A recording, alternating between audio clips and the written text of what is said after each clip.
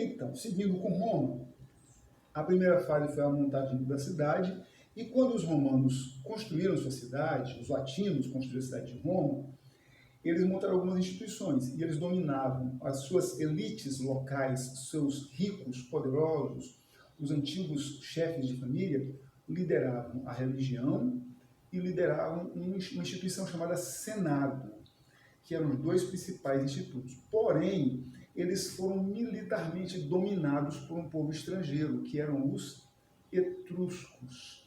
E estes etruscos impuseram-lhes reis. Então, Roma tinha um senado de romanos, tinha um colégio sacerdotal de romanos, mas tinha um rei etrusco.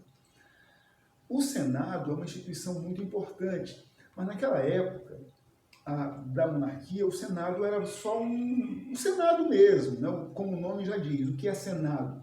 São aqueles que estão em cena.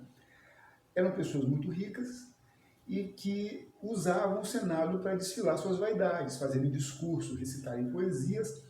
E Senado também, na verdade, a palavra Senado se origina daqueles lugares mais privilegiados no teatro. Era o único lugar no teatro que a pessoa podia ver todas as cenas, por isso Senado. E ali era um palco das vaidades dos romanos, né, dos romanos ricos. E os governantes eram etruscos. Com o passar do tempo, a exploração dos etruscos sobre os romanos foi se aprofundando. Se aprofundou de tal maneira que os mais pobres não aguentavam trabalhar o suficiente para sustentar as elites latinas, as elites romanas, e ainda pagar os impostos dos etruscos. Isso causou muitas revoltas na base da sociedade. E essas revoltas na base da sociedade foram aproveitadas pelas elites senatoriais, pelas elites sacerdotais, para desencadear uma guerra, uma revolta contra os reis etruscos.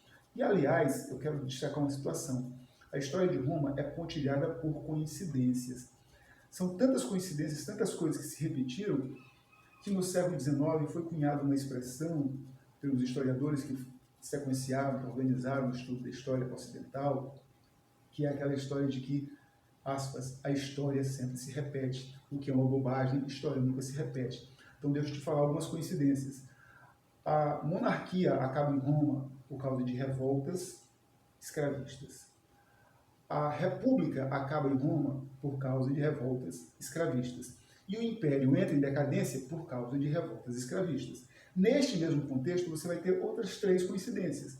De um lado, generais lutando entre si, uns contra os outros, para se envaidecerem e se glorificarem, buscando sua própria riqueza pessoal, seu próprio empoderamento pessoal e sua glória.